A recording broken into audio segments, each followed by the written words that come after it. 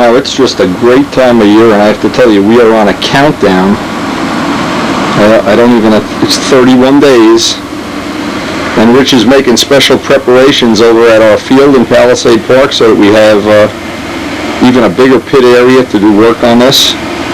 We're going to spend some time with Les in the next couple of weeks running up the engines and getting everything as, I guess, as reliable as we possibly can. Get all our Ztron batteries charged up. We have a whole nother batch of Ztrons from Sergio. They're all pre-sold, so that's one of our big objectives and probably the primary thing going through our mind right now.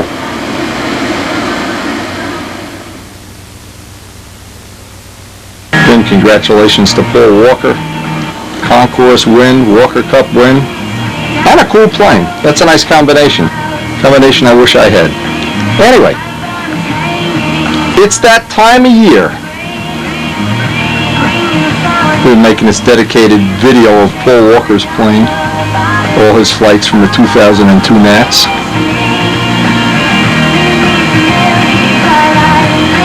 Time of year that we only get about 2 or 3 months of this really nice weather, where Mr. Chicky and I can sit out here on the deck, have lunch in the shade, dream about getting that B-25 in the air. And as can happen from time to time, Karen starts this little business making these bird houses.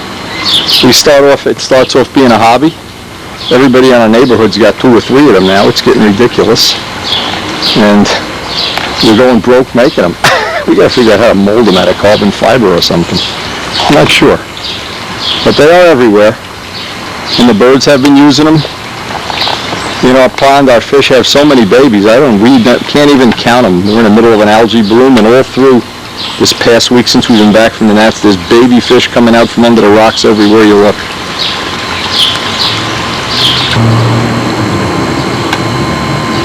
And of course, every night we're spending a couple hours in our garden weeding and pruning and whatnot. Like I said, at one time we started this great little hobby making birdhouses, and all of a sudden it's just gone to where it's crazy. It's just crazy. Everybody in the world that goes by our house has to have one, and we still can't figure out how to make a profit. In fact, we're probably going to bring one to Elliot when we go to England. Anyway, we are having one of the nicest, hottest heat waves of all. I wanted to set the stage because tonight we're going down and pick up another batch of Ztrons from Sergio Zegris's club, where they do the park flyer and electric, and spend the night with Sergio and his gang. And believe me, there's a lot more to model aviation in my book than just 1 or 2 events. I try to appreciate and enjoy all of the things in the world of model airplanes, and there are some really unique ones. Now, at the end of this street is a county park where they're allowed to fly only electric-powered planes. I've been here several times already. This is Sergio Zegris's club. And, you can tell the guys are already here. Copters, flying decals.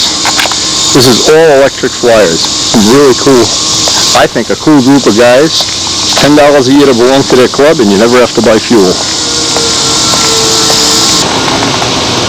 Now, what's really unbelievable is look at the size of this field they have. It's a tremendous field. They're on the other side, of course. Now you can see they're up there flying already. Said it before a million times, there's more to model aviation than just control line stunt, and this is one of the things that intrigues me.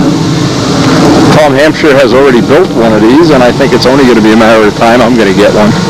I really think this is a lot of fun, and it's a great group of people. And you just go through this little enclave and you're on their field.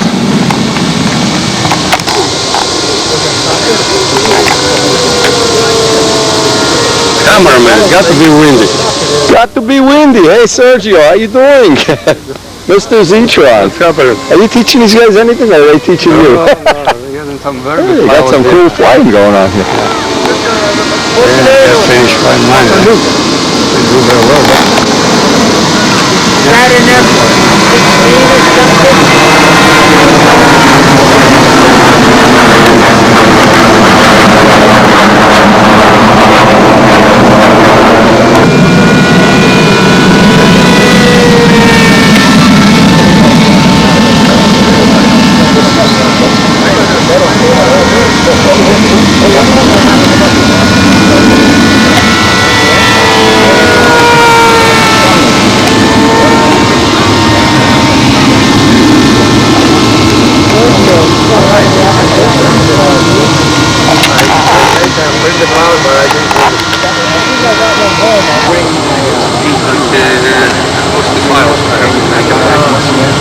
proyecto, verlo.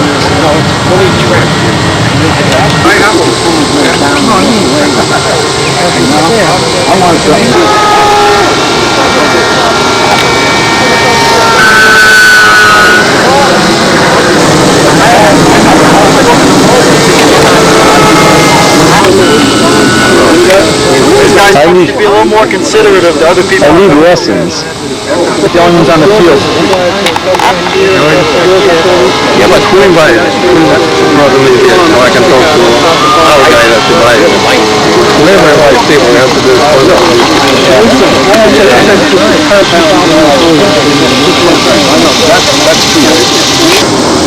What part stood up?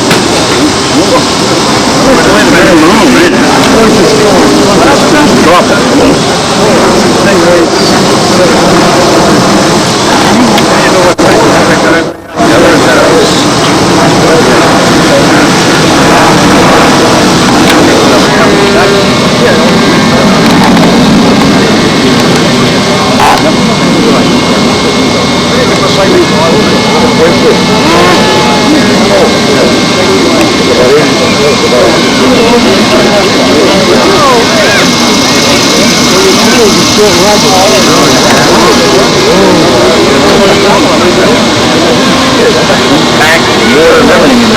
That's like a trip.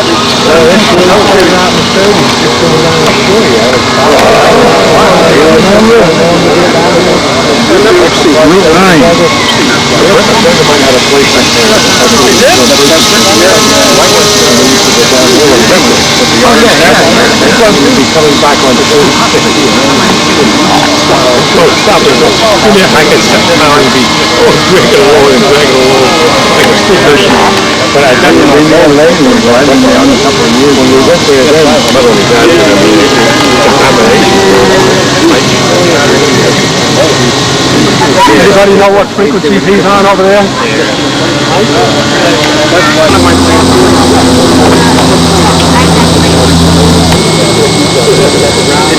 It seems to want to go up.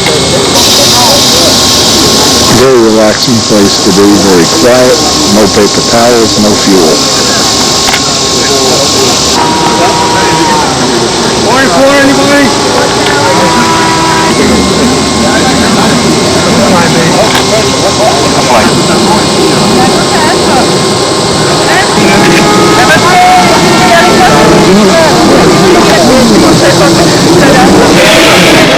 No legs here.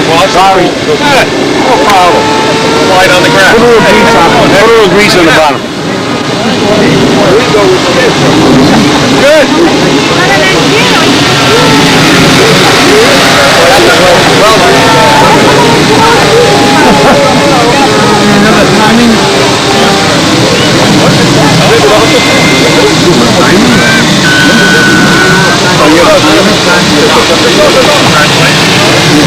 We've got another hour yet. We've got one more hour yet.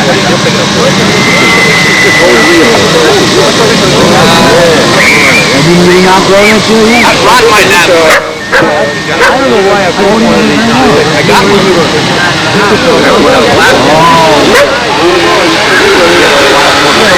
Oh, you got it. What the hell is this? Bullshit row?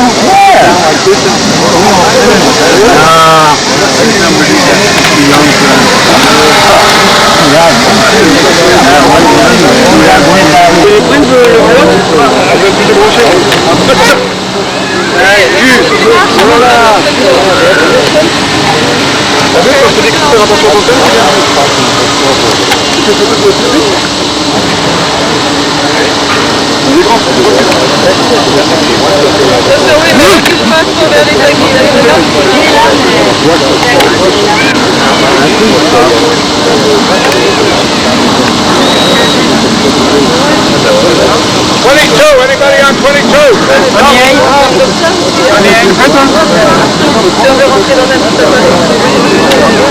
Anyway, this is Sergio's. He's the inventor of the Ztron. He's the one on the right, of course. And we're going to hang out here for a little while and Just enjoy your electric flying.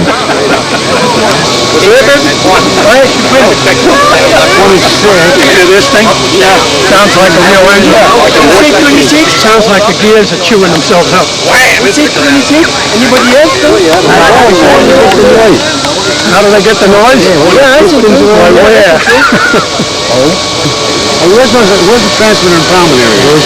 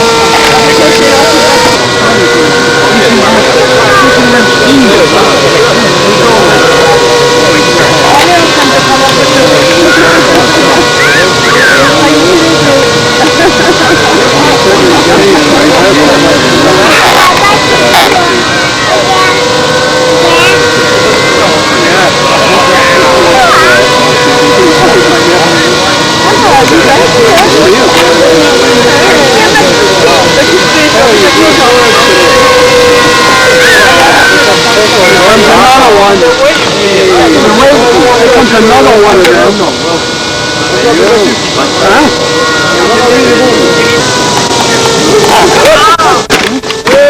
I'm awake. I'm sorry. I'm awake. Oh, what? Oh, I'm sorry. Let's try to keep it. Oh, let's try to keep it away from the people. Well, I was going to do that right now.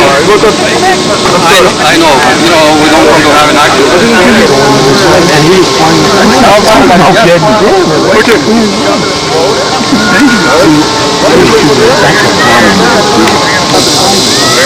Good. Got a bungee set up. Beautiful. Larry? Okay.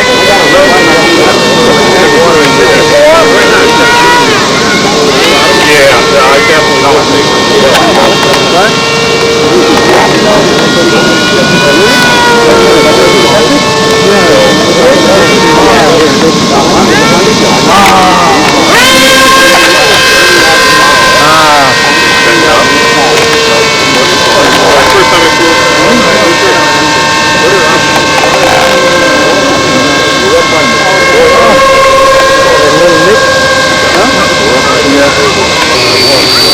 Who's got the smallest one here, sir? Do anybody have one of those little peanut ones? I had the little one last week. Little tiny one? Yeah, I just barely had one. It wasn't tiny, but it was smaller than this one. Yeah. These seem like they could even be converted to gas power, but the little ones are... We go the other way. Go the other way. Lighten them up. I'm trying to figure out how to put a bell crank in one of these. That's one was a gasoline I put in. There was a guy last year at the Nats had a B-29. But it's the Russian version with 4 electric motors. Oh, was that beautiful. 4 4-bladed props. You ever see Joe Becher's B-17s? No, is that electric? You build fuel them, yeah. Electric? Yeah.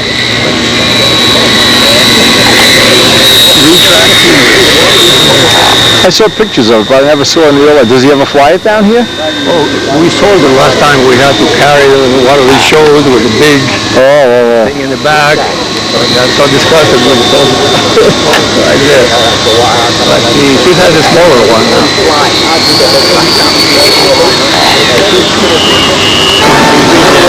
Oops. Very reliable so far. You ever get a puddle of water here where you could land the guy in the water? Very little. Or if you get is there a lake here anywhere? No. Yeah, the brook on the other side of the trees, but that would be a challenge. It'd be like doing the Star Wars Looks cool with the floats. You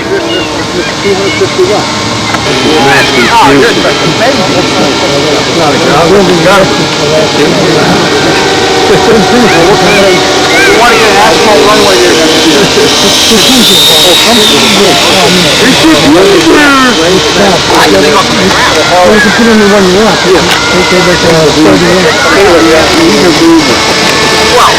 Well, it's also a speed 280. It's got a GWS motor in his. And then you get the it's probably twice the weight of that type of motor.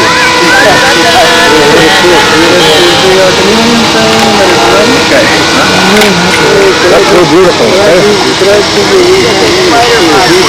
Oh, geez. Now I don't know which one to get. That Taiwan blue. That's the same blue you catch a bicycle tires with. Harley, get some hot stuff. Hot stuff. I don't forget this day, Larry goes, hey, we're not fixing shoes here, we're fixing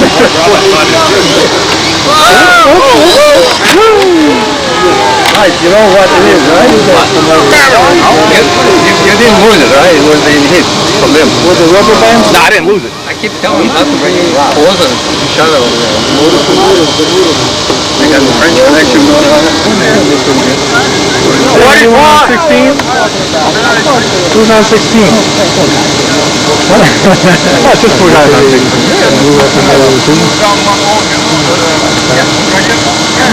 Couple. Anyone else? On a handband, not with us. You got these spoons? No. Yes, you need this. What is that for a lot? I'm waiting for you.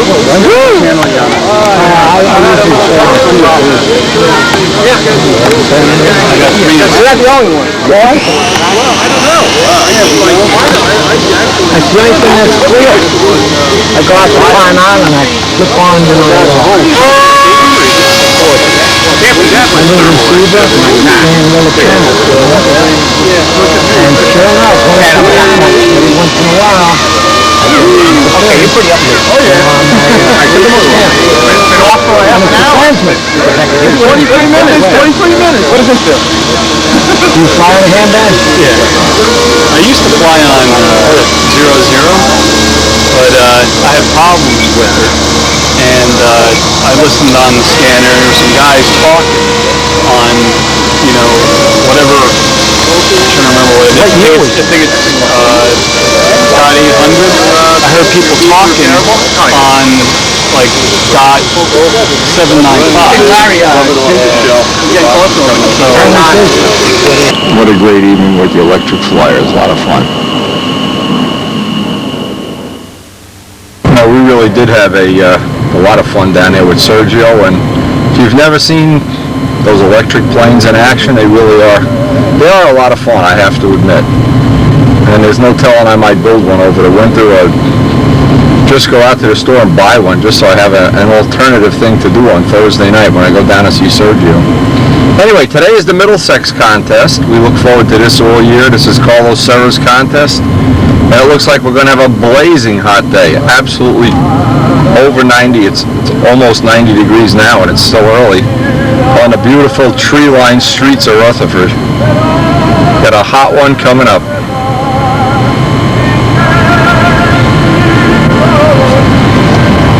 My God, this is a moment in stunt history. We will never be.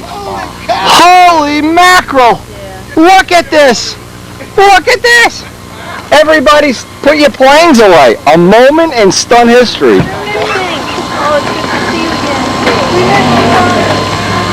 He's back! Man, you out here? I thought it was a rumor, but he's still alive. I thought you joined the Taliban or something. Ski Dombrowski, what's up, man?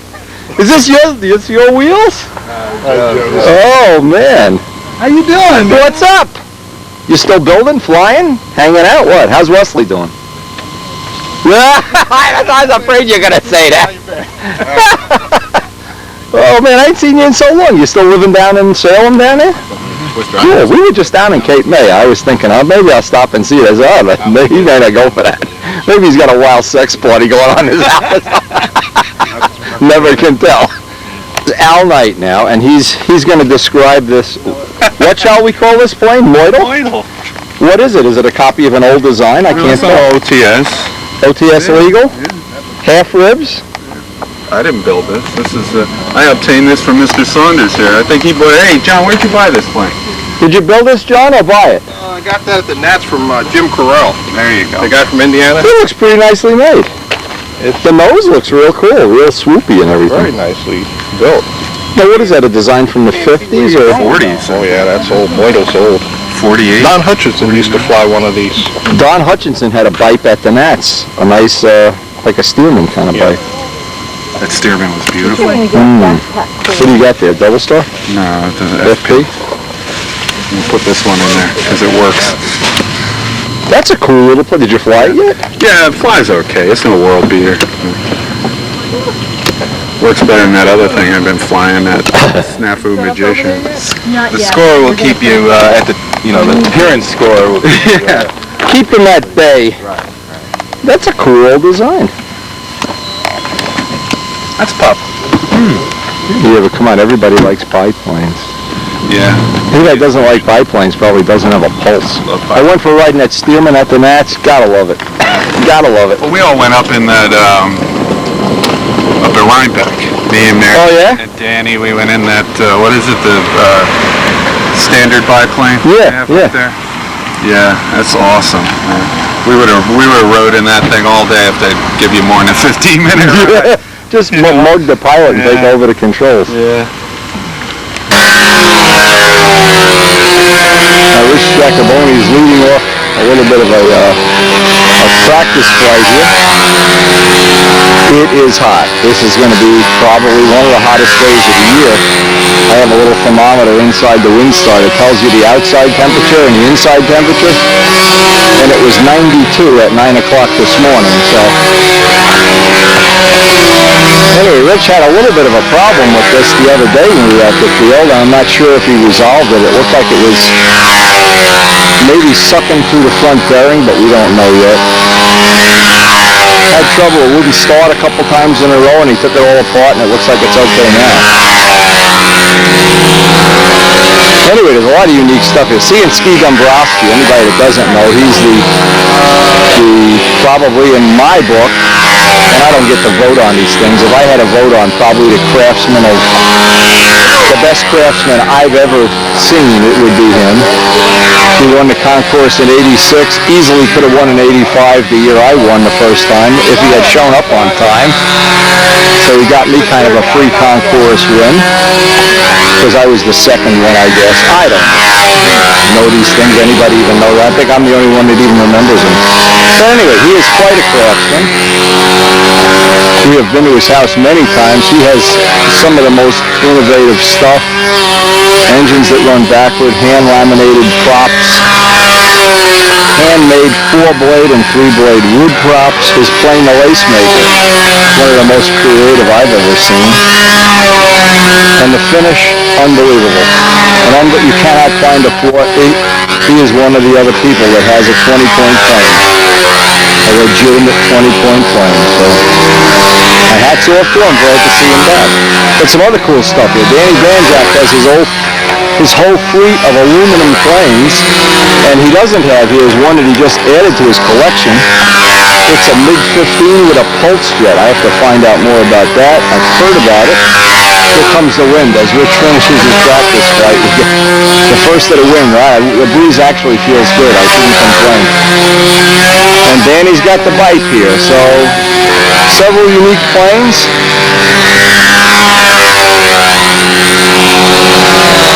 And we are just hoping we don't roast before the day is over. Get out the sunscreen.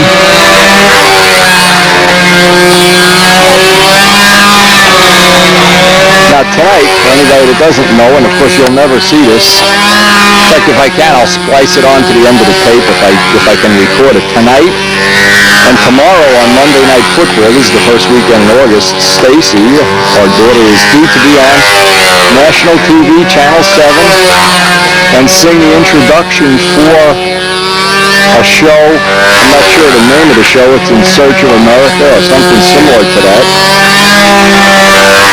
Searching for America, I'm not sure, but we're going to try to record the whole night of TV. We're going to spend the night over at her house, so I'll have to be leaving here a little early.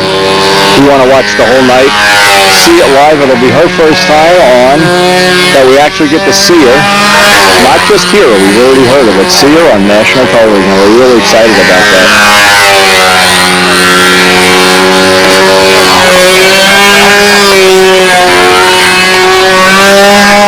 Anyway, Rich is committed to making a new speaker. He's already got the wood. He's already got the parts going. Cut out the doublers. Got the canopy. And I'm sure as we go into the building season, we're going to be seeing more and more of that Stuka on a regular basis. Stuka 2. I'm putting up the scoreboards now, and it's starting to get a little breeze, but the breeze feels so good with this heat.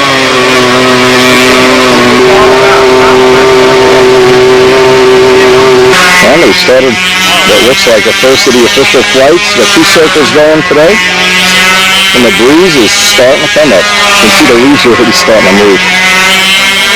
Side that we've had in the past, we've done a lot of flying at Middlesex, but they have a new rule that you can't start an engine at 10 o'clock. And we usually like to be home by noontime, so it's kind of ruled out Middlesex is one of our places to fly. It's about an hour ride for us each way. This pusher looks like it has a little damage to the inboard tip. There's Susie Q, Dan's pipe plane. Dan does have a collection of these all aluminum planes. Can't wait to see that pulse jet one go. It'd be nice.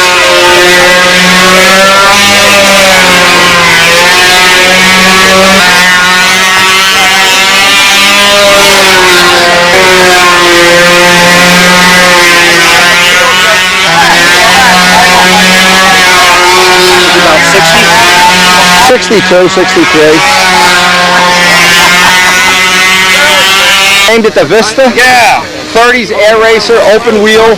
Yeah, I like that. That's classy. All I need is a decent pair of spoked wheels for her. Don't they make something from electric flying that would be the perfect? I don't know if it'd be strong enough. The electric guys have all kind of things with spokes in them. Well, who cares if they're not? Replace them regularly. Either that or like a chrome hubcap. When are we going to see the whole plane in one? When are we going to see the pulse jet? Oh, I don't know about that. Not today. Huh? Not today. I'm going home. That's going to take a little bit of work. All right. But anyway, that's cool. You just got to imagine the rest of it. Ready for the pilot meeting and start the official contest here.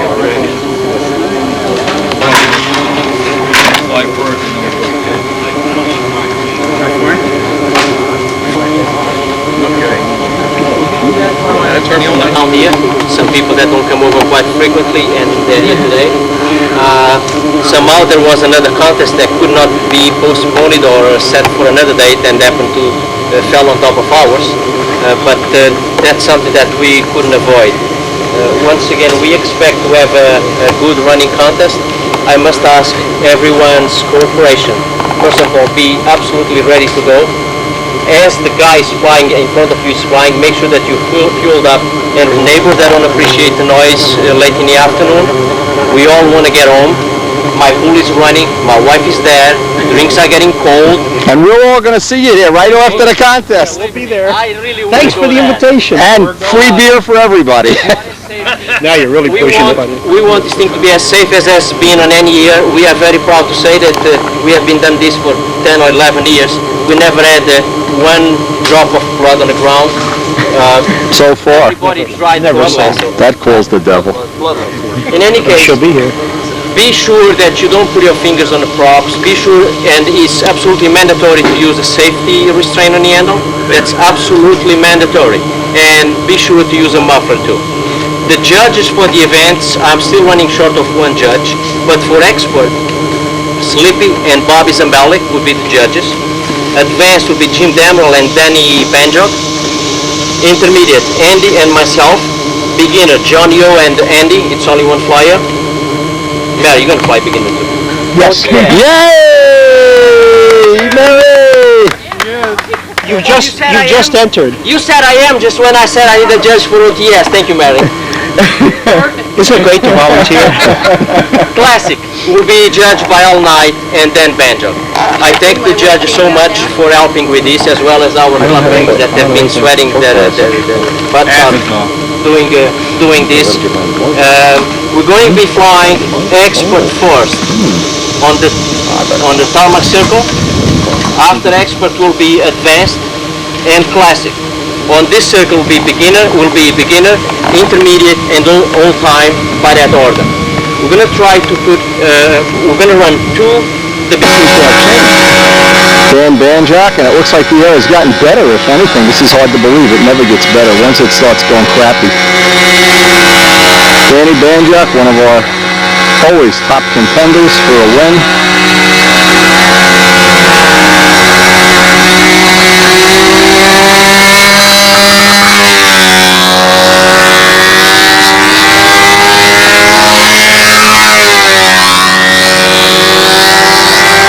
Motor sounds much better now that he's had to replace the front or both bearings at the Nats. Sounds human again. Hey, we are roasting out here. This is unbelievable how hot it is. The roast-o-matic day. We need to go sit in a diner and be cooled off a little bit in between rounds here.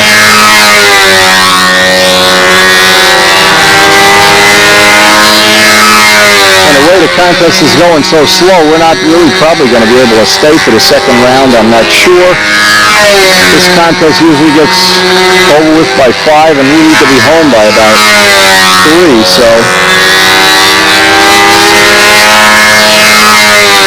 I guess if you're a bachelor or you have no kids, you can dictate the terms a little easier than I can. I don't have a lot of bargaining power. I have no bargaining power. I'm a virtual slave.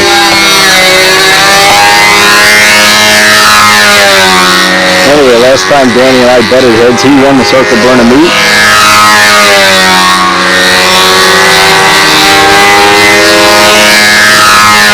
Keep in mind, our local contest, we strive most of all to have a good time, help the new guys. Danny was over helping Mary start her plane on the beginner event. There really isn't a lot of nervousness if you miss a wing over pull-out or something. Everybody just kind of laid back. We hope the weather will hold out.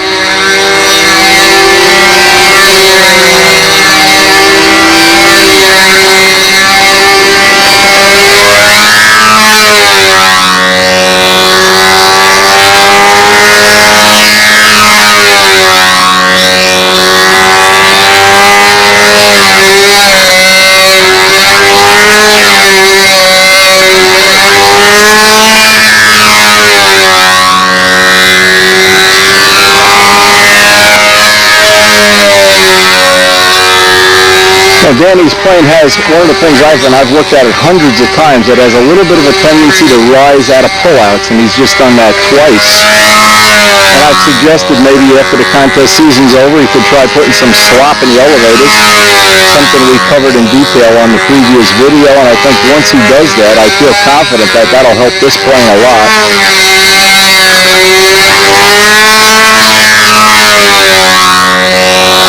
Danny got to fly the other Miss Ashley, at the end of the last season when we were just having fun, and he said, wow, the plane just locks right in there. And it has the normal amount of slop that I put in the controls, and his didn't. His were a lot tighter, so maybe something he wants to consider for the future. So that's the fun. The fun is always helping each other, trying to come up with some new little gizmo or something.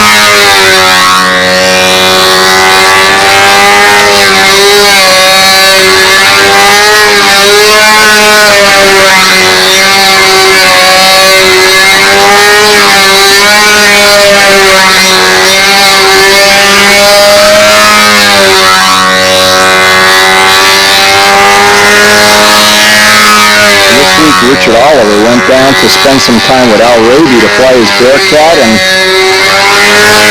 maybe enter it in a contest. I'm not sure what they ultimately want to do, but because Richard's been coming up the ladder at such an incredible rate, having a lot of expert people, level people helping him see a lot of different points of view, a lot of different tricks and things that we all kind of do without even thinking about them. I really expect to see him in the top 5 next year.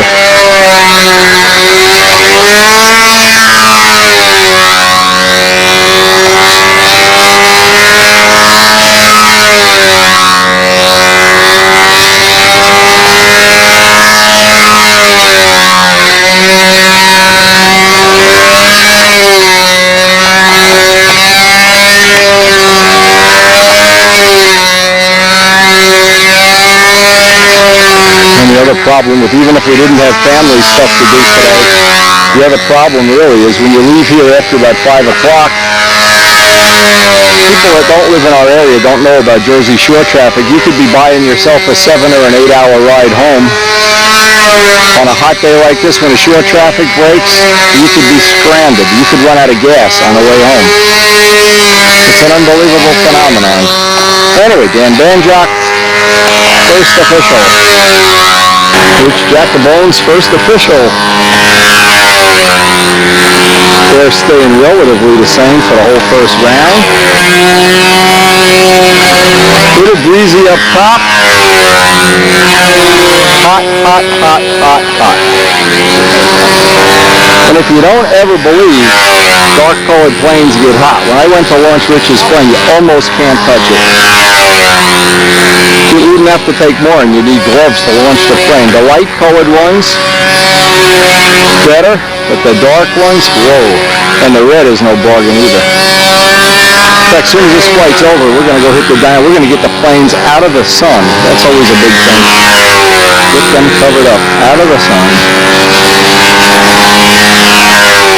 And we're all looking forward to seeing Rich's new Stuka. He's a release guy, like I said before, got it half started anyway, cutting wood, making parts. And he promises it's going to be even more scale than the last one. Wider body, more scale-like side view, and yellow. Lots of yellow trim. There are a lot of Stuka trim jobs that have all kind of fancy yellow stripes and daggers painted on them, and it's a very colorful plane. But he chose to keep it relatively simple with this one, but I think on the next one, I noticed Matt Newman's Stuka has a big chunk at the bottom of the wing painted yellow, which shows up well in maneuvers.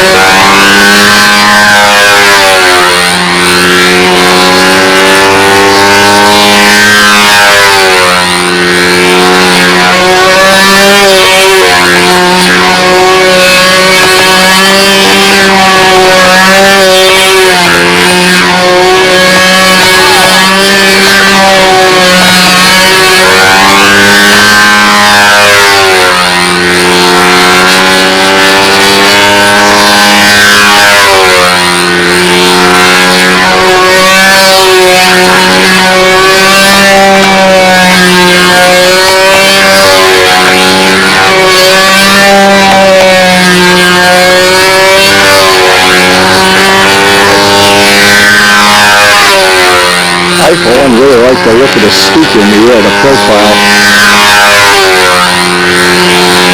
Just wish there was some way we could get some dihedral into this wing.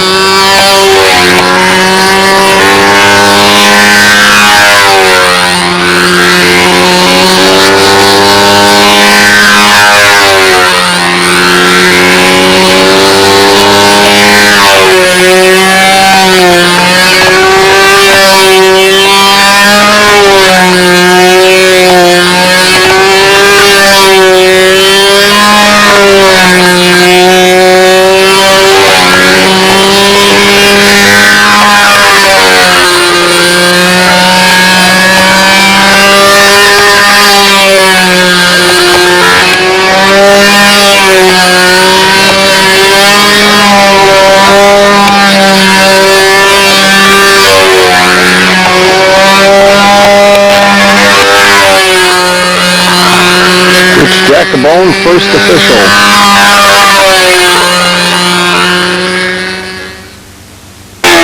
Now the wind is moving. This is Jim Damerel's first official. He's moving the judges. It looks like the wind is shifting a little bit.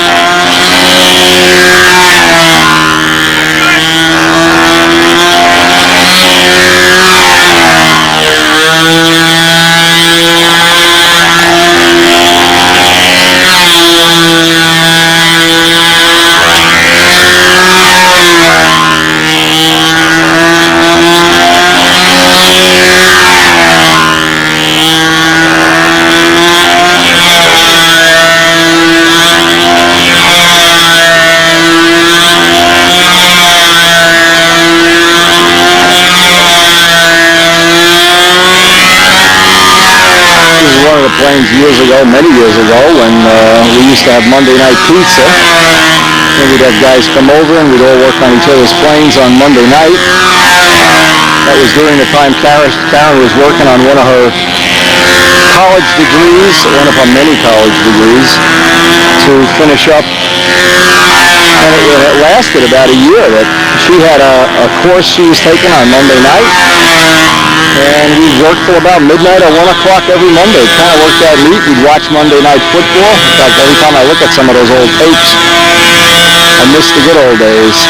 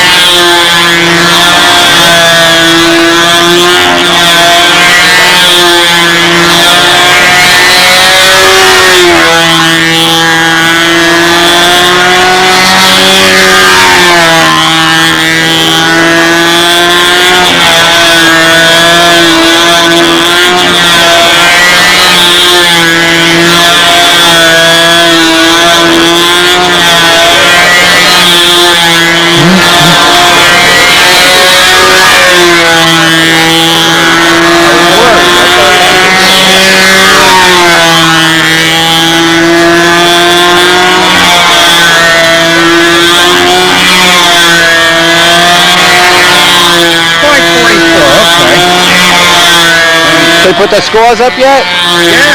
They only beating me by 20 points. Yeah, right. You can make that up on the paper. Good, Danny, you make it up on appearance judging. 21. Thanks, John, for clarifying. Are you kidding, or are you guys just busting me? Oh. That's posted one. That can't be right. It's got to be 37 or something. I would carefully re-add Zambelli's score on Dan Rutherford. Wait a minute, we got out. Whoa! I smell a judging problem coming up here. We have to lynch. Hey Dan, why don't we propose new judges for the second round? We'll lynch the judges. We'll go left field. Yeah. Then we'll fly. 5:44. All right. So somewhere we got to put 20 points on. Oh no. Don't put your point away yet. To show you how confident I am, Dan, I'm going up to the diner for a Coke. You can stay here and get overheated, not me. I'm gonna have to be helping some people. Oh, he got it. That was close. Hey, you know what we found? The reason I was more comfortable. Oh, you guys missed. Beginning round 2 here. Jacobone, you're up next. Get ready, baby. Mr. Jacobone, get ready. Hey, we're back from the diner. We're getting ready to start round 2. And it's even getting hotter. Oh my God, I can't believe how hot it is. About a day you don't want to be the judge today. Oh, hot. Those guys were out there for 4 hours already. Hell's bite.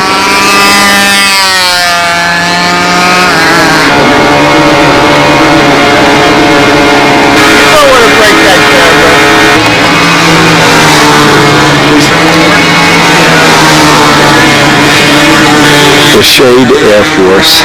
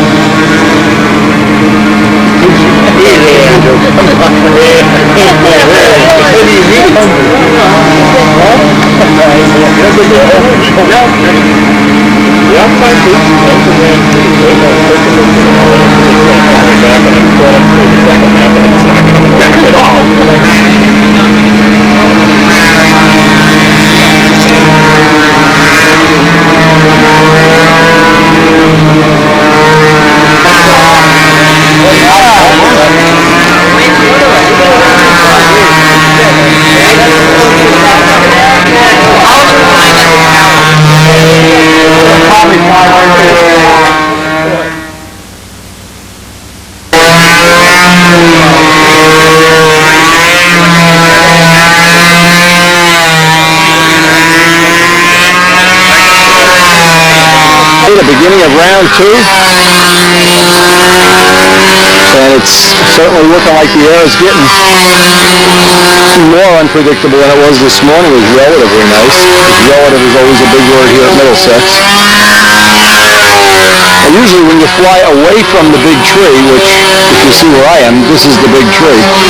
When you fly away from that, it can be relatively clean, but if you have to fly up against the tree, it's like flying into a waterfall sometimes, and there have been days that that's been a big problem.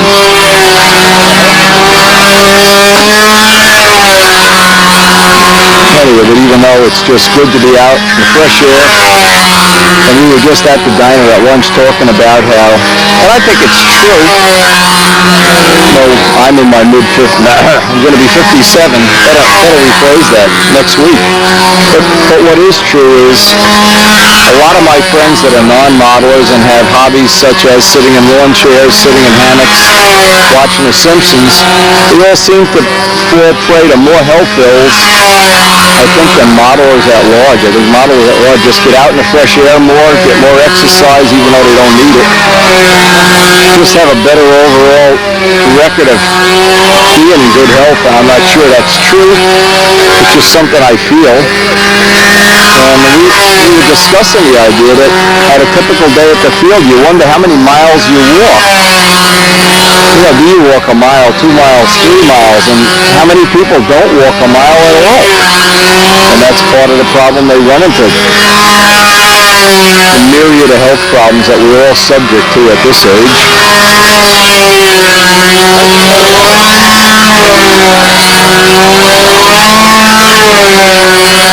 I'm real happy for Rich for one reason. He did real well in appearance judging.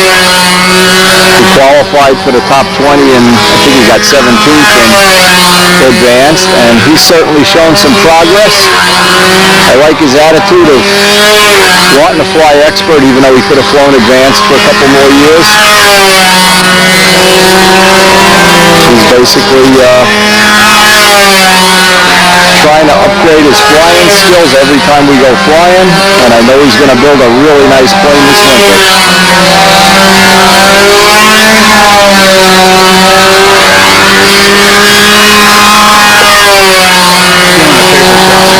Help yourself.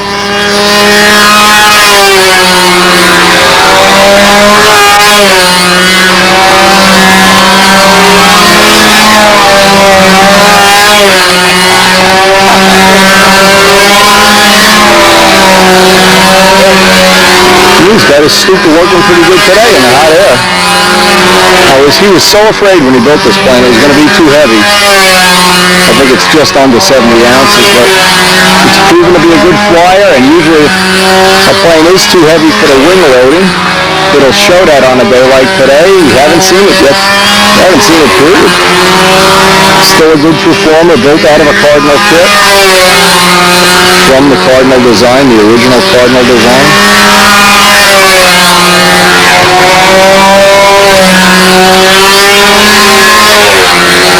So far he hasn't even been able to do two things: make the carbon tank leak or make the windy pipe melt. So I always figure if you can make accessories that Rich can't break, they're basically going to be bulletproof. Rich has yet to break one of these accessories, so we're proud of him. Maybe we shouldn't be that proud of him, I don't know. He's been able to eat up engines left and right, but not break the parts that really matter. And he's got his new bar stock 61. Next week we're going to be breaking it in and getting it in his other plane, Strega. And by the way, for people that may not know, John is putting the final touches on building the kit Strega that will ultimately become the plane that we've hoped it would be. It's probably going to be one of the most popular planes in that category of plane. It'll be the Brodak Strega.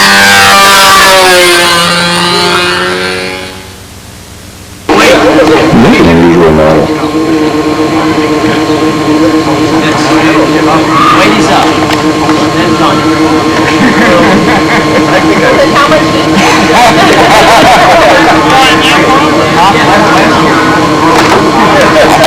Good flight, Rich. It looked pretty good. Proud of you. At least we got this motor thing straightened out from yesterday. I hope. What happened? The battery thing broke? Yeah, it loosens It's loose. Okay. up. That's okay. It's easy for me to tighten it. It's just that. What do you have? Little screws in there or something? Rich has this remote battery driver, and it just failed in service today. So we're gonna. I had anticipated putting one of these on future planes, but after seeing this today, It's good. we'll see how Rich's warranty work is. Yeah, it's just a little screw in there. Okay. Cap off that fuel on a hot day, I'll be spitting out on you. Al Knight on his second official. Flying a Cardinal kit. A little modified top on it. Super Tiger 60. One of many engine choices that seems to work well on that size plane. I don't know what that was about. Some kind of new maneuver, Al? He's flying all-time stunt. It's still an official flight. You gotta go inverted. Does he know that? It's official. You just pull out inverted. It's not official till you pull out. They'll run out and tell him. Look at this. Holler at him. Kick his rear end.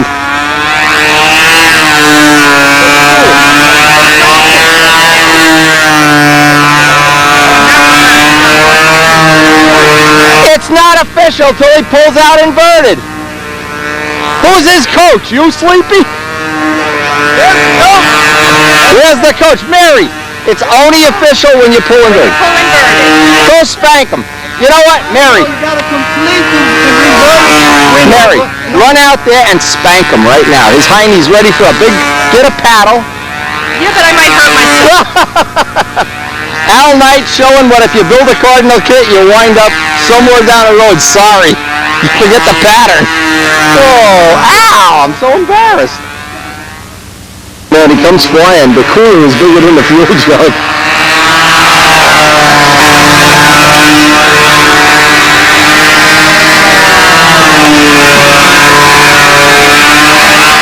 And the local blimp service is coming over our field. Now, Bob Reed used to fly the blimp. He was at my house several times in between blimp flights. Look at this. Oh, they're really hammering Al on this. Al, you're never going to live this down. I never live anything down when this camera's rolling. Who told you to build that cardinal kit anyway? That was just my devious way to get into practice. That is pretty slick. Now when you go for your official, the air's all turbulent and everything. You know, though, you can come out of there, and you can go right around into your wing over and come out inverted. The flight ain't official till you come out inverted. You got to come out inverted, and then then you can't change You it. can do like, you can do cloverleaf. Sure. Billy Suarez used to do a wing over to check the motor run. Jim Damerel, second official.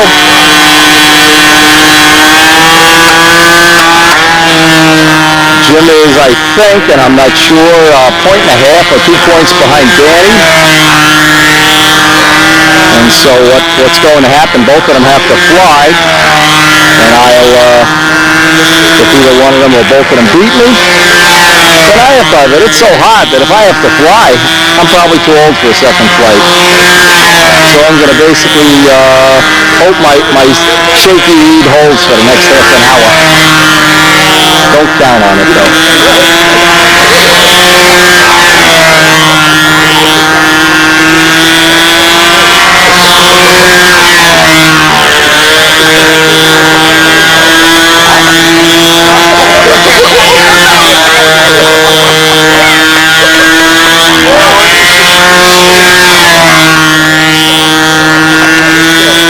Yeah, whenever I see this airplane in particular, or Jim's other plane, the pizza wagon, I think of just how much fun we had on those Monday night sessions. And boy, I play those old tapes, and we used to pull pranks on each other and do things that were eat pizza barehanded. They're still going in this. Look at this. You're going to be known as Wrong Way Kerrigan of the Circle Burners. Long Way Night. He dons a new nickname. Reserved for the elite few that reroute a maneuver.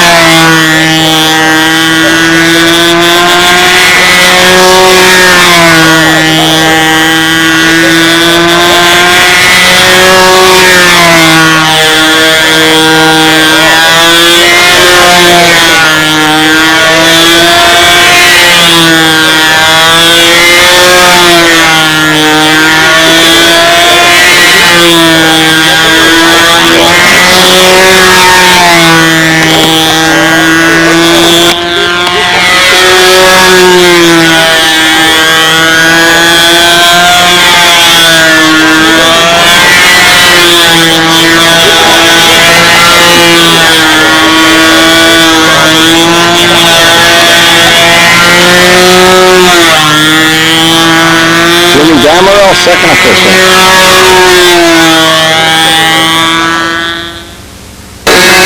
Sam Banjock, second official.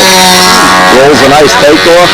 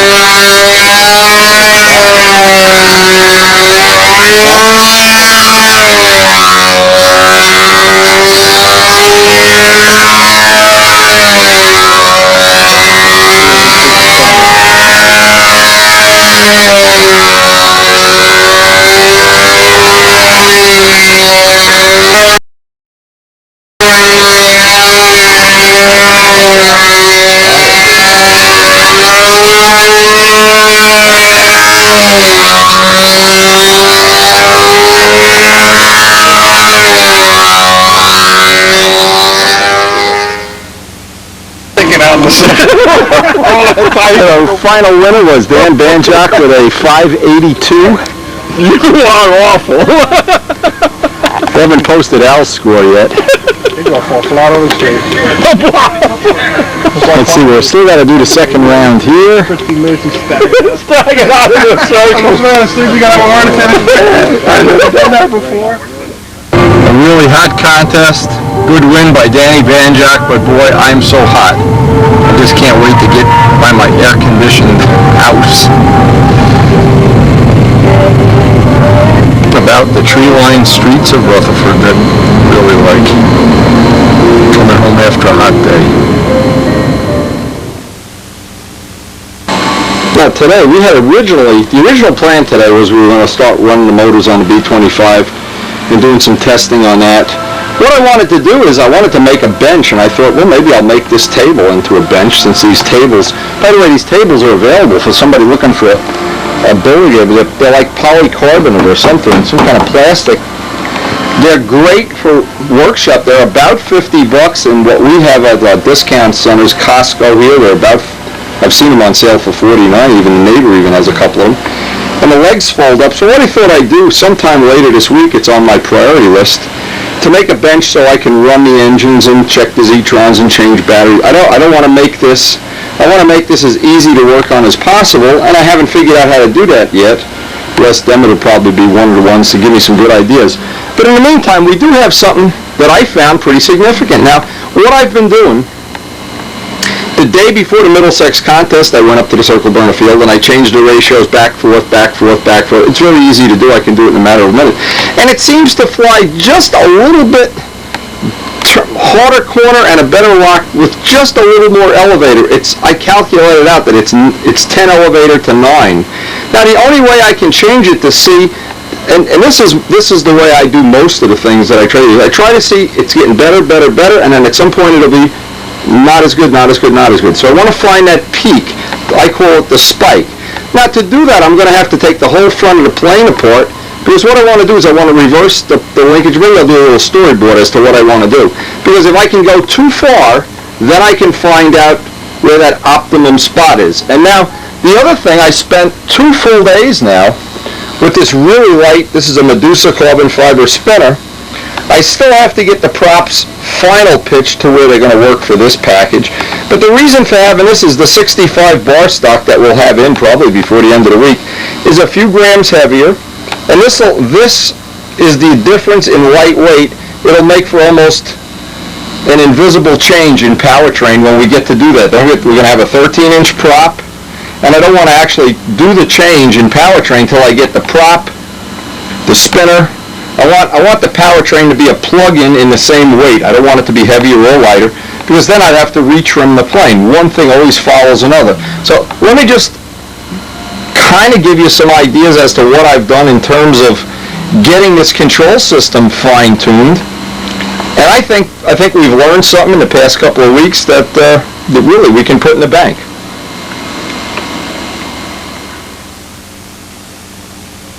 To go back to the previous video, we started, and even the B-25 starts at, I think any plane, unless you design it specifically, you've already built one and you can design it, say it's an Aries, you don't want to make it 3-2, but I'm not so sure even an Aries, if you built it heavy, wouldn't benefit from more flap. Now, where we started with this, and I checked this real carefully, is we originally started, and I flew the whole, maybe first 3/4 of the season, everything was 1 to 1. In other words, 1 degree of flap, 1 degree of elevator. But even since the very beginning, we've had in the back horn, we've had an 1/8-inch hole, a 3/32 rod, so we've had some slop. So in the very beginning, and actually it worked better than I even expected, the plane trimmed out very well in the beginning, so I didn't see any real need to reinvent anything here. But now that the plane has maybe 3/4 of 7/8 of a flying season on, here's what's really happened, is 1 degree here has become about 9/10 of a degree because we've got the inherent wear. Our hole back here is now bigger than an 1/8 inch. There's a little bit more slop than we originally started with. No deterioration in the plane so far. But what I did do as a test is I moved this push rod up to the hole closest, and now the 1 degree equals maybe 1.1. Something real close to that. You can measure it on a protractor with a degree or two, but in essence you have a little more elevator. Well, what happened when we did this, it looked like, yeah, we're going in the right direction. See, now you never really know if you're going in the right direction until you've gone too far. So the next step is, let me do this on another storyboard. Now this is the original control system that we had. We had a standard bell crank, a 4-inch bell crank. We had the highest mount here. One of the things I think I'll do on a future plane is I'll give myself more choices. I could have possibly squeezed in one extra bushing here, which would have been nice, but it's too late now to do that, and I've never needed it in the past because I've never really pushed a plane as hard as this. This plane is getting pushed really right to the limit that I can see. Now, when I'm in this hole, and the center hole here, the controls in essence are 1 to 1. As this wears out, it becomes 1 to maybe 9/10 or something a little bit less. What happens is we constantly lose a little bit of elevator travel as you put slop in. We're losing travel. So to make up for it, and just to see if a test, and maybe what I should have done all along is I should have done this test the first day I flew the plane. I went up to the more aggressive hole here, and it seems like now we had a little more elevator, possibly 2-3 degrees more, but it seemed like I had a little better corner, a little better lock. But what I was looking for was to find out where the point is where we go too far and the plane it won't track level, it won't hold level flight. We need to find that place. Well, the next step on this evolution is going to be, because I don't have this bushing in here, is I'm going to switch these. I'm going to take the plane apart and put the push rod hole in the bottom and put the push rod in the top, and what that's going to give me is basically 4 degrees of travel at the flap to 5 degrees at the elevators. It'll be a true 4 to 5 hookup when it's put that way. And that's the next step that I'm going to try. Now, if we've gone too far, 2 wheel collars away from having it back the way it was. This plane is very easy to service and maintain like this. I also could try, if I want to find the spot where I've gone too far, is a 4 to 5 hookup with my little piece of brass tubing in the bushing. So that would probably give it just a little more. But I need to find a spot. In other words, the curve is going to look like this. And somewhere on here it's going to get better, better, better, better. It'll be optimized, and then it'll get worse, worse, worse, worse.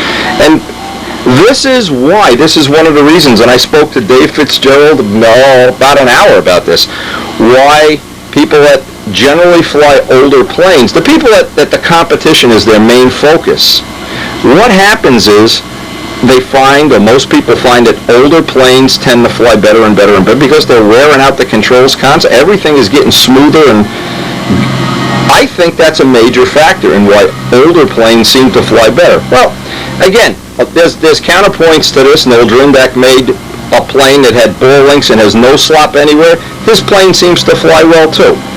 Well, there's more than one way to skin a cat, but I'm convinced that this is one of the ways of taking an older plane. Now, this plane is now at the end of its first year of service. The wing hasn't failed in service, so we're real happy about the composite wing part. We really haven't had any structural failures so far. The few little things like the cowl mount and a couple of the little paint chips that have come off are really my own fault.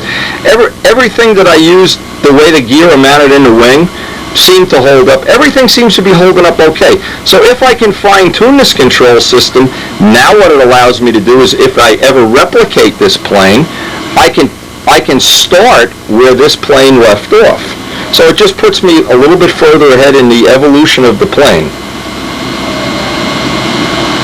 Now, not everybody wants to make or should take apart airplanes. They're a little bit labor-intensive to make in the original construction.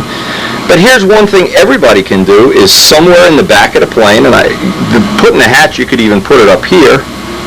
Some of Joe Adamusco's planes have the hatch up forward there.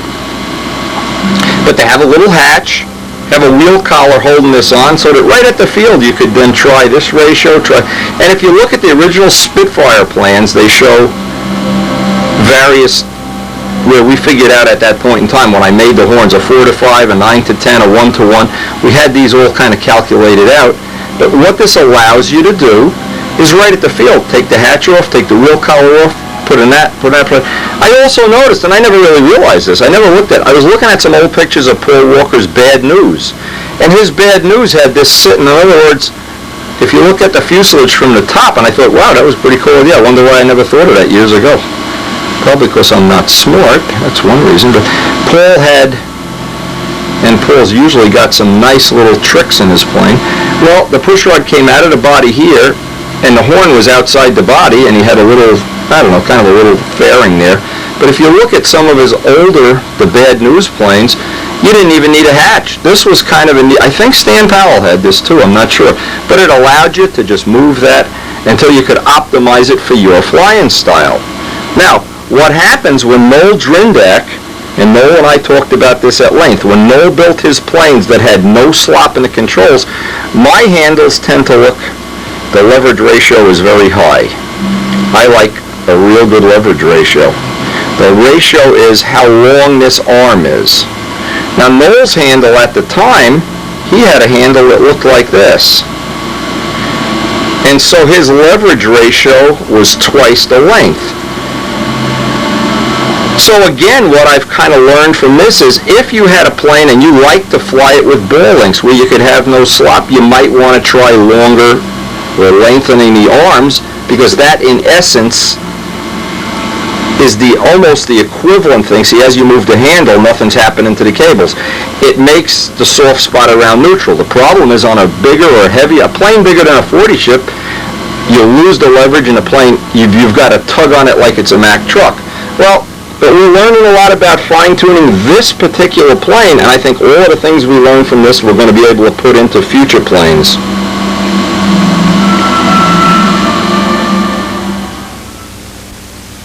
But it's probably not, and I want to share this with my friends, there's probably not many things that in my lifetime have made me more excited than our daughter Stacy. This is her second CD. She goes under the stage name of Stacy Rose.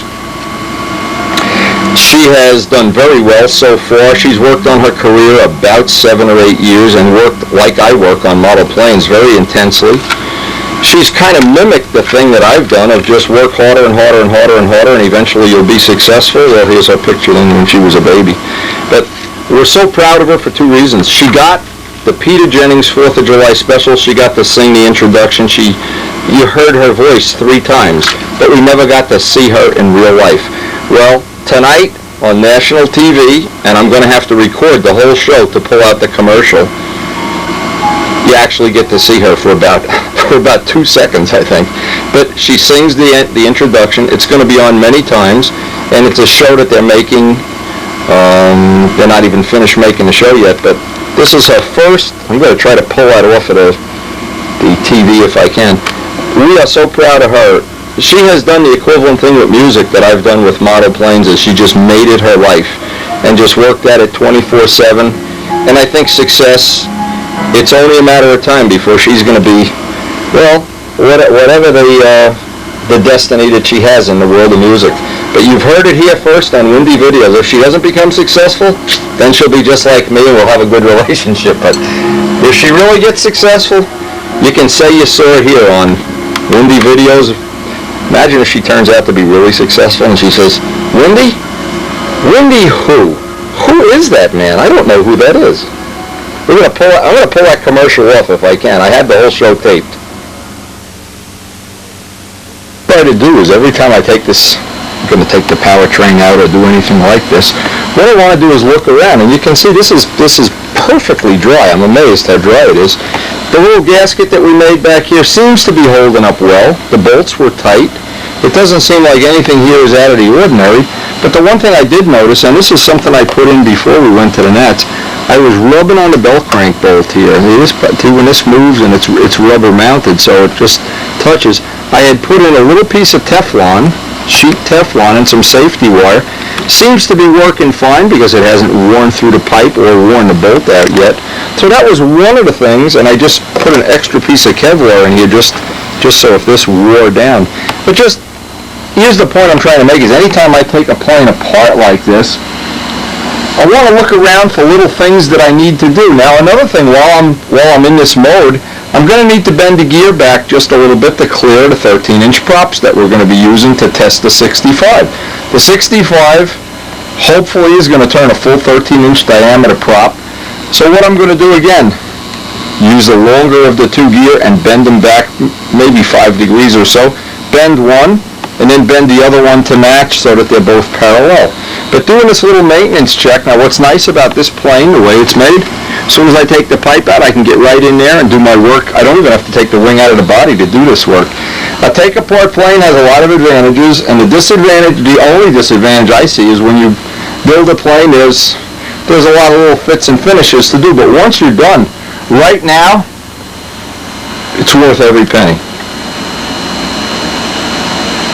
Warren Walker turned us on to this coupler tubing. This is from McMaster Car. And we've had such good luck with it over the whole year. We basically haven't lost any. We've had these melt, break, come apart in the past. This material is really, really nice stuff. They get it from McMaster Car. I have some, of course. Another thing too, and I'm guessing we got 30 gallons of fuel through here now, 25, 30 gallons. We're coming up on ordering more fuel from the first batch of 50. So what I'm going to take a wild guess at is it's time to replace, as long as we're going to take the pipe out, replace the coupler, just throw this one away. It's cheap insurance. It's like putting tires on a car before you have a flat. A coupler does not last forever. It's got a lifespan. I don't want to run it right till it starts leaking and getting the whole inside of the plane wet. And you can see this plane stays dry. There's virtually nothing, even by the pipe tunnel. I like the fact that the oil isn't getting in there, because then I don't even have to really fuel-proof the whole inside of the plane. It would only be if we had something happen that fuel dripped in there or whatever.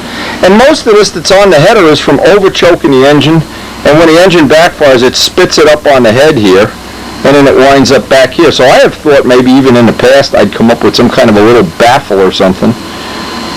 I'm not sure what, just to keep the header clean, but it doesn't seem to hurt performance at all. Just kind of annoying. And of course we've got the tank shimmed exactly where we want it now, hopefully.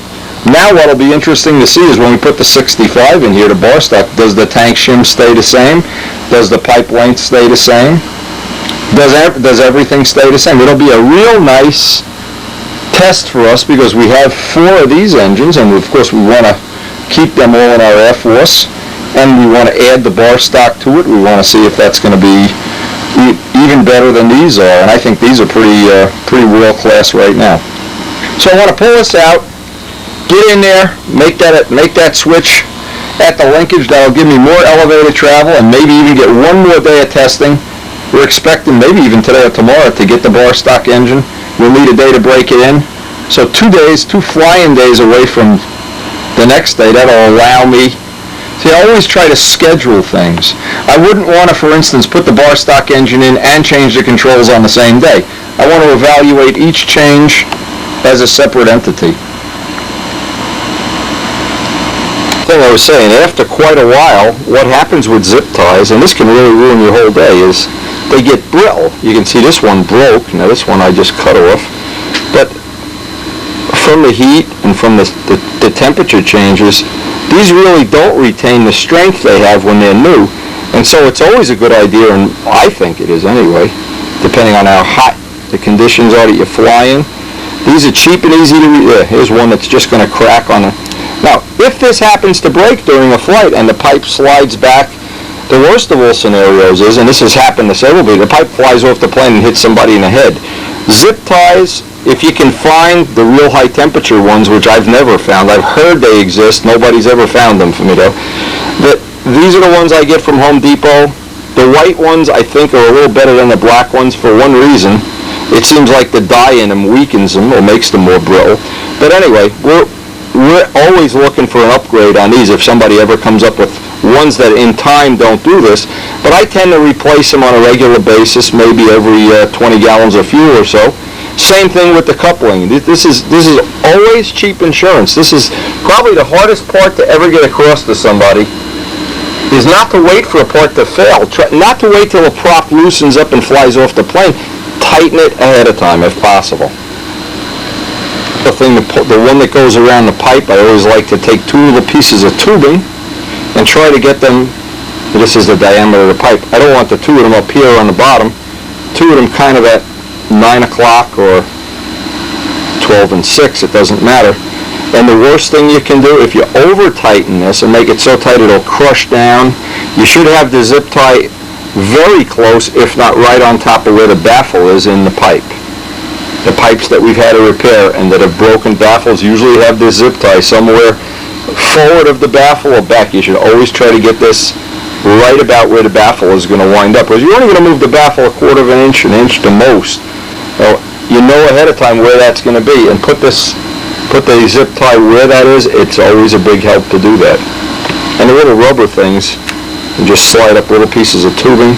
These are all little maintenance things that just go to having. When you see somebody that has a plane that's not constantly falling apart, there's usually a reason. Usually it's that they do the maintenance. What's nice about getting in here is, because we don't have a mess in here, we can just go in. In fact, I'll solder both joints. We're not going to be taking this apart very often, and when we do, we can just unsolder it. It's very easy to do that. And I feel better about the solder joints. I feel better about them than the wheel collars. But anyway, this is just the time to look around and see if anything.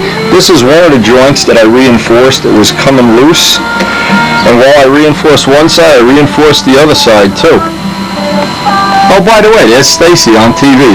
I'll put this commercial on. This is her commercial.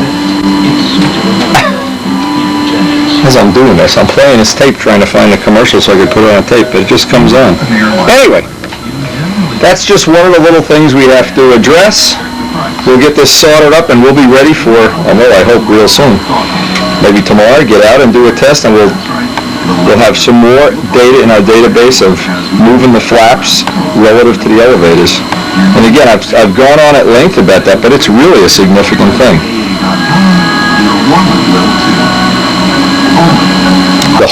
This whole show, I watched the whole... That's Stacy, by the way. We're so proud of her, it's unbelievable. There she is again.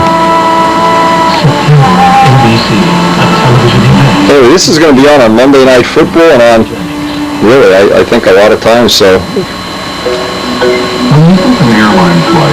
National TV, I'm so proud of her. It's unbelievable that she's made it. This setup here, one of the things that we have, let's see if we can show this on camera. We now have 5 degrees of elevated travel for 4 at the flap. And this should be a significant, you can see we even have how much total elevated travel, we have a lot more. Anyway, this should be a significant experiment or trim change to the next time we can get out there. So the next thing is we're just going to put this whole thing back together and get ready for another day of flying. That little hatch, not a hatch, it's just an open area. We're able to do this relatively quickly and without a lot of pain in the neck anyway. But it's a significant trim change now. And the controls in essence are going to be a little faster and may require a handle adjustment. I'm not sure. We're certainly going to find out real soon.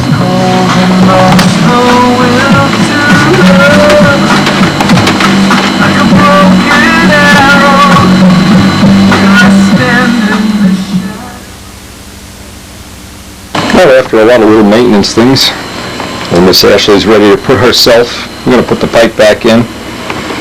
Button up the controls. We now have a plane that we can experiment with some different ratios, and we expect less Demet here later today. A couple of projects we're working on. We're all buttoned up here, and Les is here, just in the nick of time.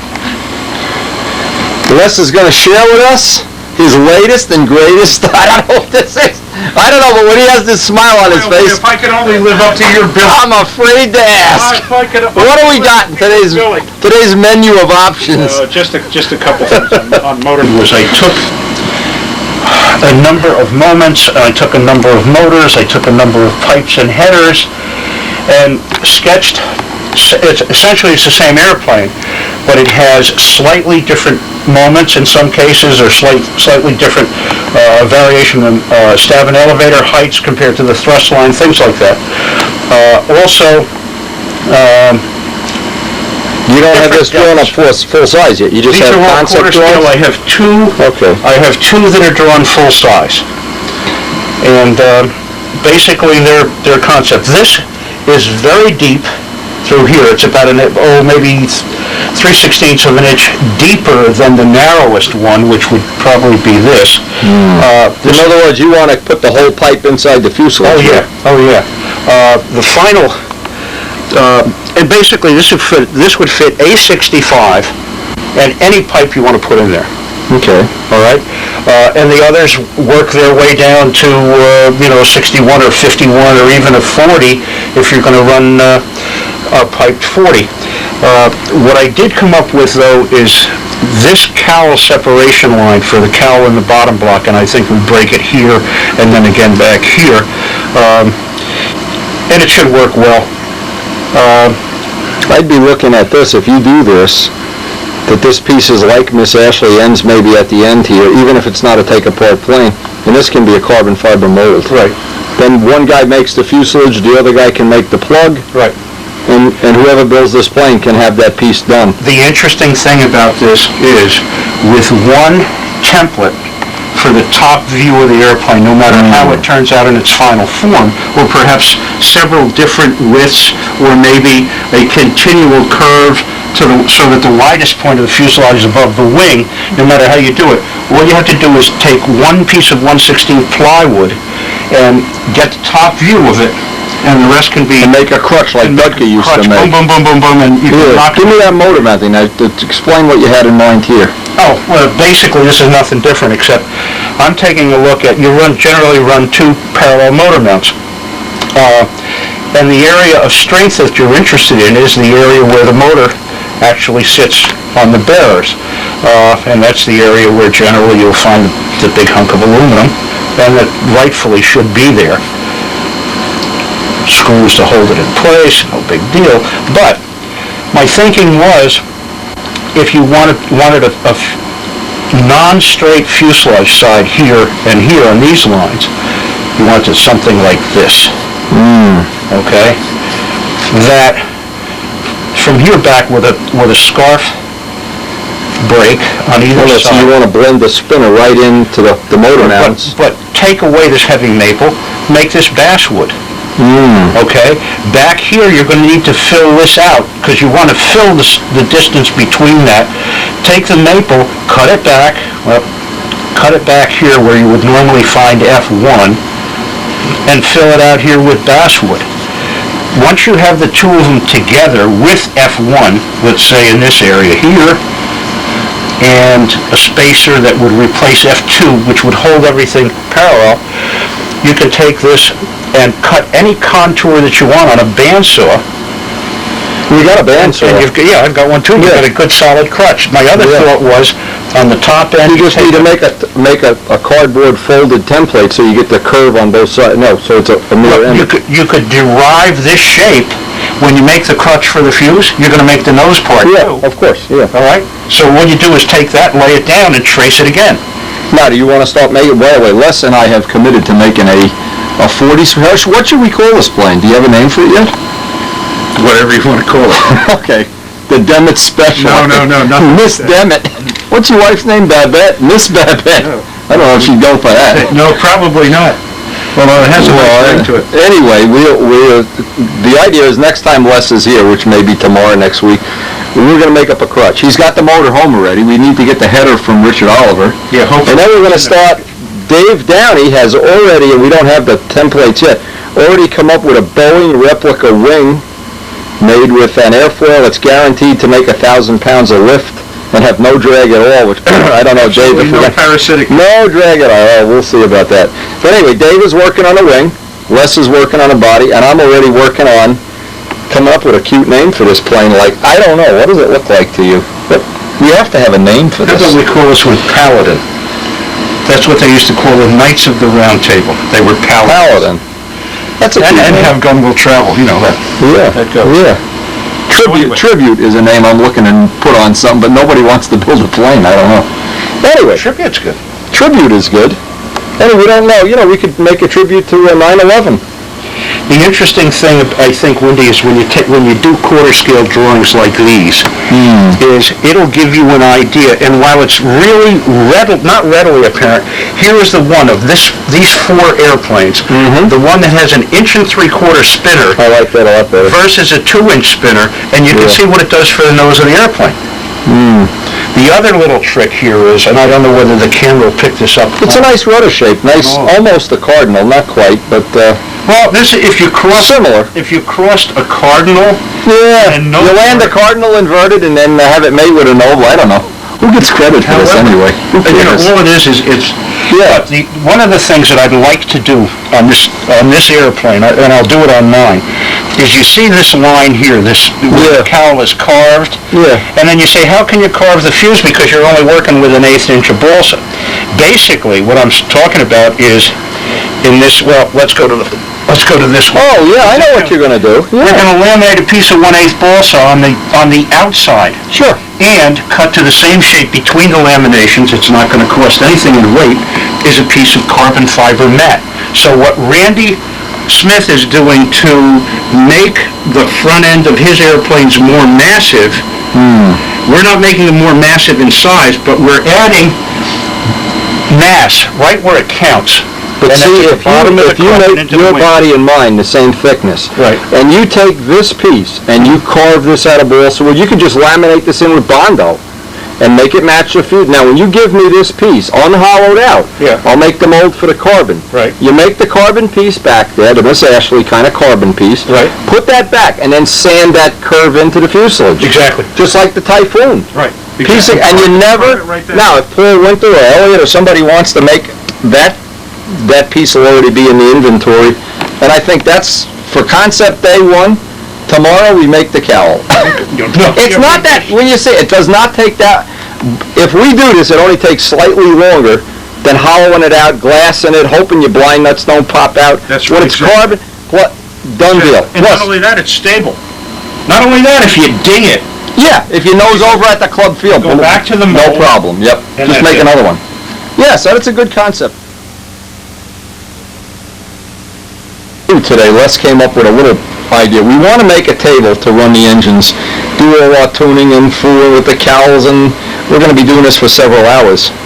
But one of the things we want to do, we want to use one of these generic tables, but we've been debating, we need to put a block under the nose wheel, because this plane sits in a negative angle of attack, and as the motors are running, of course, the fuel tubes will be up in the top of the fuel. We want to be up a little bit. We want to be up like that, and we're not going to do it today, but we're thinking about how we're going to maybe bolt the stooge right to the table, make some chocks, something that we can run these engines and run them over and over and over again without having to bend down in the driveway and suck up all that dirt. That's the main thing. I don't want these engines, I don't want them sucking up any dirt at all. Anyway, that's coming tomorrow, or whenever Les gets back, whenever we get back, I don't know. Special guest star today, Jerry Tarnofsky, is going to show us his imitation of eating pizza with Wendy for lunch. Let's see that 60. We got a nice, I guess, ready to go Tiger 60, and of course Les is busy balancing and truing up Bolly. Isn't this fun having a concession on getting Bolly props ready to go? We got to make a gauge, get the blades even, then we got to balance them. Then we got to set the pitch. These are our props for the Jet 65. How many you got of these? 3? Yeah. Okay, so we have a gauge to get the blade length the same. Les will demonstrate in his unique way. I use a piece of tape. Find the shortest blade and then put a different color tape out there so you can move it.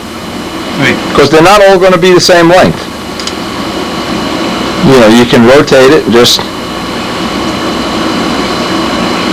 You know what I mean? We got one. This is the shortest one, right? You got to go for you got to take the big ones and make them all the length of the short ones. That's step 1. Here's the short one, right here.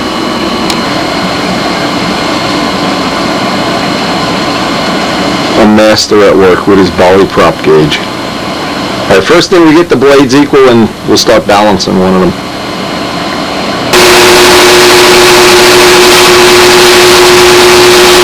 Make sure you don't take too much off, just take a little bit at a time.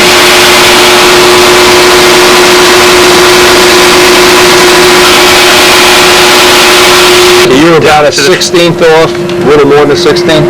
Yeah. So now you have your gauge, you can check that all three of them are exactly the same. Leave the tips all square too. Don't make any fancy tips. Well, I gotta do a square. I gotta square this tip, and I gotta take maybe a 64th off the first one.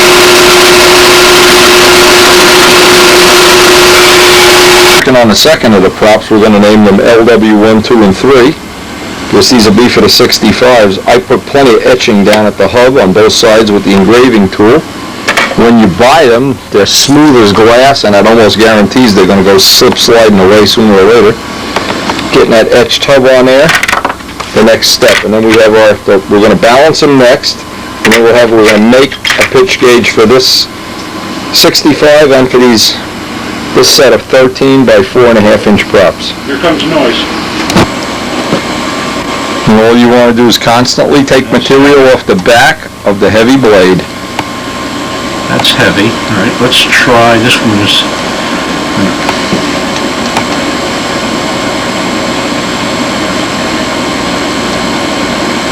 Whatever that heavy blade that falls down, just take some material off. Try to get it off the back and keep it flat if you can. You know, This is the trailing take edge. most of it off the trailing edge if you can. Then we don't have to underpitch them because these are overpitched, I'm sure.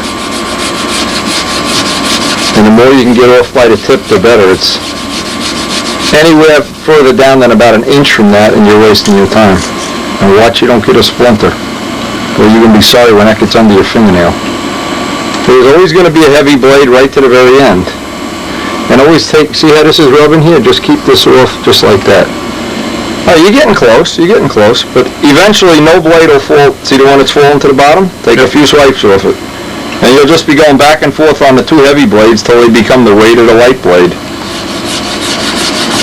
You get some of these other ones ready to work, and what we do, because we keep notes on all this, we have LW1, 2, 3 out of this batch. So from this batch of props, we hopefully will get one that'll marry up to the 65.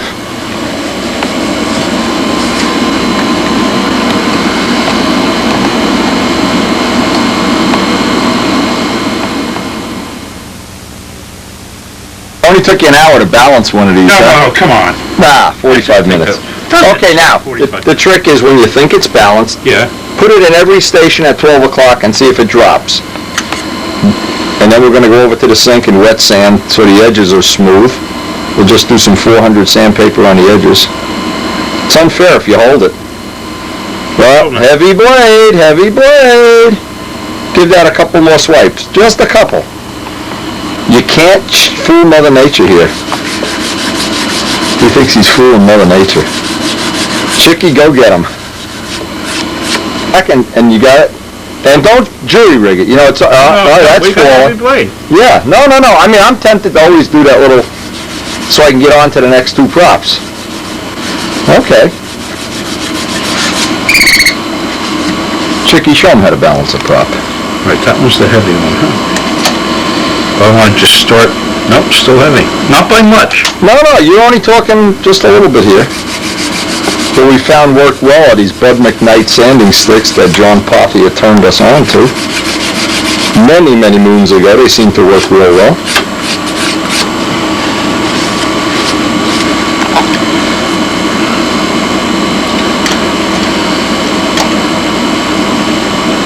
That's one. Now see if you can do it to the other two stations. No.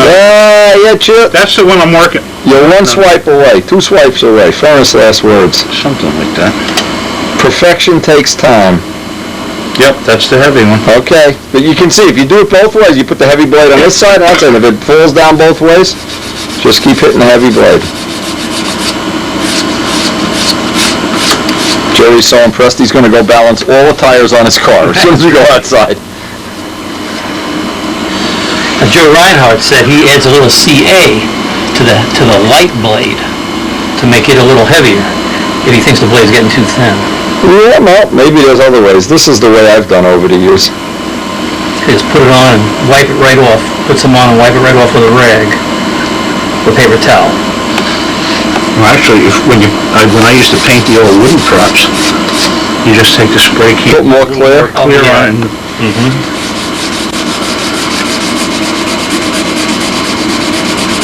Okay, that's one. Let's see, are we going for we're going to You on the table here or what? That's 2. Okay, you got 2. Do I see 3? Do I hear 3 coming up? Do I hear 3? Whoa! Even Chicky was impressed. Even Chicky was impressed. I heard a beep beep there. Oh, I heard another beep. No, I think we're a little. All right. Well, get it right before we take it over to the sink. Well is keeping it wet, count the strokes so you get a radius on all the edges, and just break this tip here, Les. This, like a lot of times you'd be wiping a plane off it, and if that isn't done, you cut your, your shirt or your arm or something. Hey, get over there. So if we could train him to do some of this manual labor. And then obviously the last step is we'll just double check the balance, and then we're ready to put that on the plane. So we got 365 props and no engine. That's a good combination. They're on the way. Yeah, no, that's okay. Randy says We just got to change the pit. Now we got 3. What we're going to do is leave 1 stock, under pitch 1 a little bit, and under pitch 1 a lot.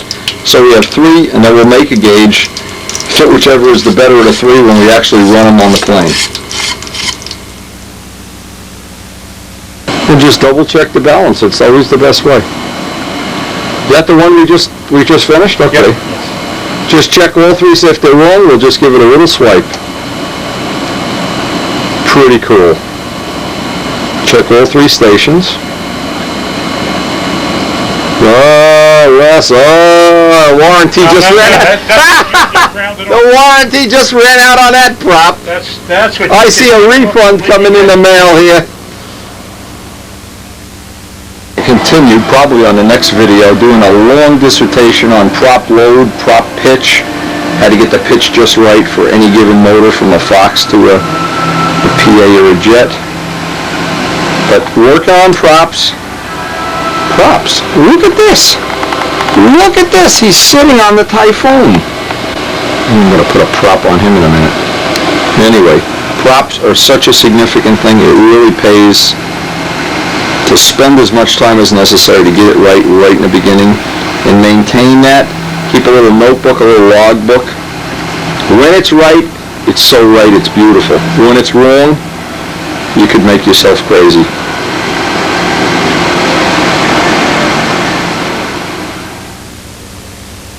It's early in the morning. Those guys beat me to the field. They're all flying already. We got a little test day going on here. We're almost at the end of the tape, but one of the goals I had, I wanted Mike Krajewski to fly Miss Ashley since he's building a new plane. See if there was some part of it he really liked or didn't like.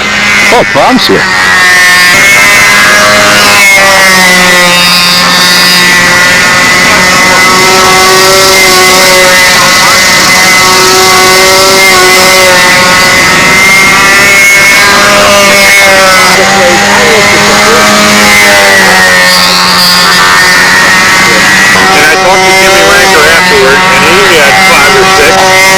Soft, low impact, pushing, shock absorbing.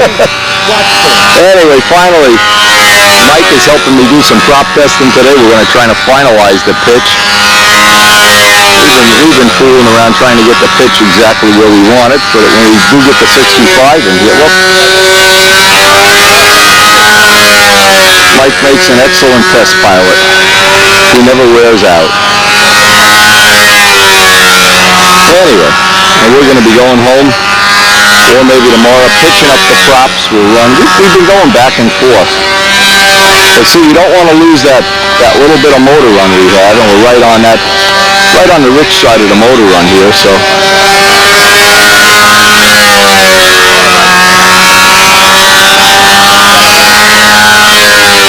Well, it's been a great season.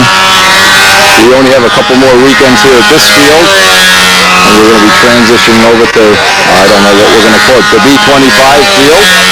There's one more contest left and our trip to England, so we're very excited about, we just had the best of seasons. It just couldn't be any better. I think we have more people in the sport now having fun than we've ever had in the past.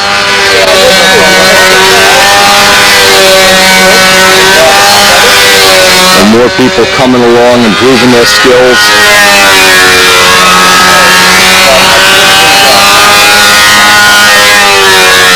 And and we're really looking forward to this season's building program.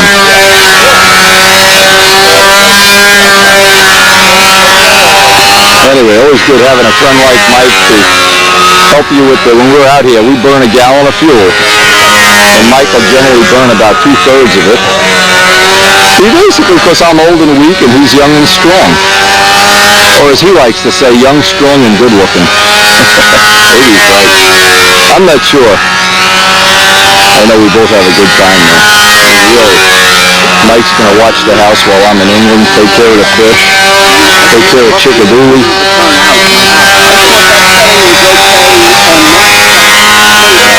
Another thing I can always see from watching the video of other people, Tom, I think they're going to get a flight on it, just to see how the different people fly the plane and how it all, things they like about it, things they don't like about it.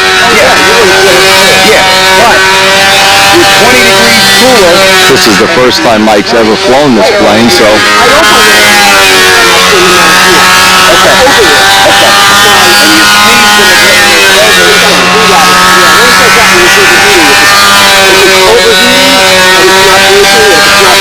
You can see Mike's overturning it, which is typical of...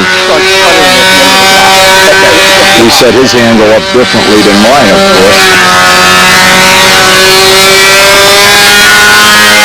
This is pretty much how you learn things.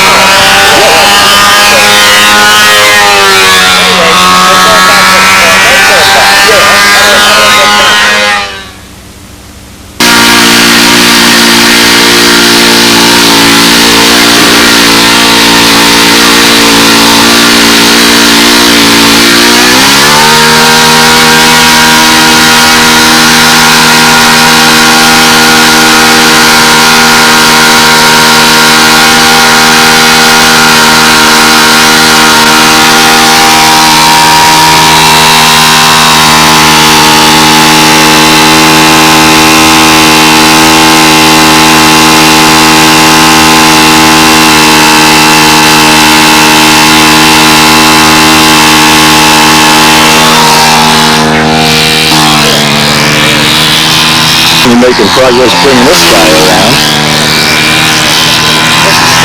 Affectionately known as the Alco, where he borrowed the paint job from the New York Central Alcos.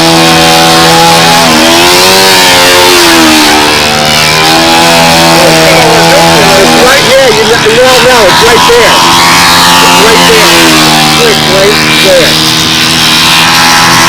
Well, we're going to be getting home later this week and get some props pitched. In fact, we'll do a little storyboard on the video of that.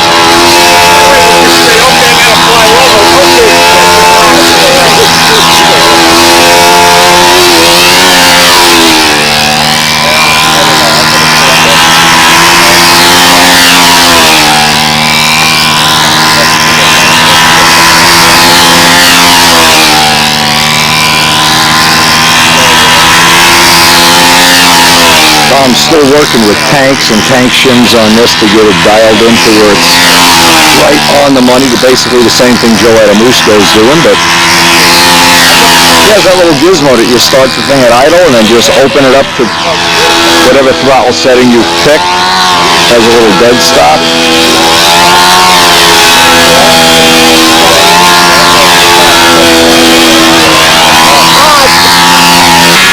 So as the day progressed, we're burning fuel. I think we have enough data now that we can make an accurate pitching on these props. Oh, nice. Mikey's trying to be a movie star here.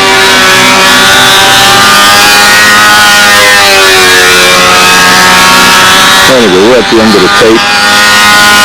Of course, enjoy the tape, share it with your friends, share it with everybody. And we hope pretty soon we're going to, our next step here is going to be to get the 65 into Miss Ashley. So hopefully have the props pitched and be well on our way to getting her ready for whatever future we have. That's the future that we know nothing about. That's ahead of all of us. And I hope we'll see you on the next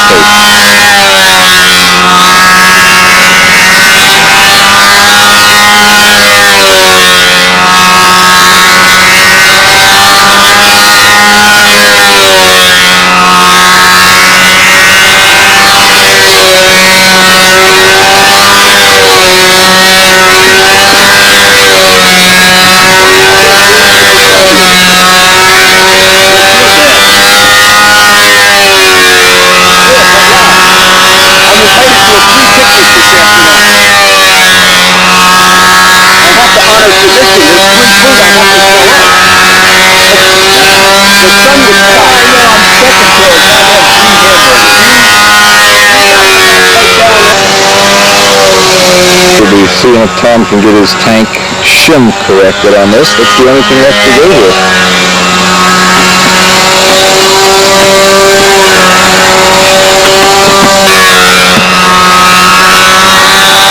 It's another day in Margaritaville.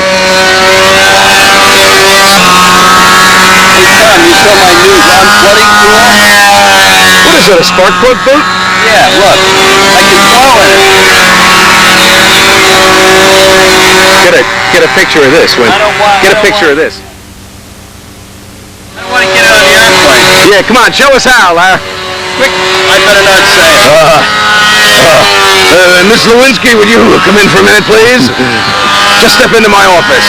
Oh, Larry, am I glad I got this on video. I can boy. Having trouble getting a date? Don't worry. Just take out your model plane and a spark plug dude. What a pig he is. What a pig, I'm telling you. You make an honest profit sometimes with videos. Not that time. Have you considered maybe blackmail? I see. I mean, forget this honest work. I'll do anything for a buck. Those are outdated concepts. Let's go for some real money here. My motto is anything for a buck.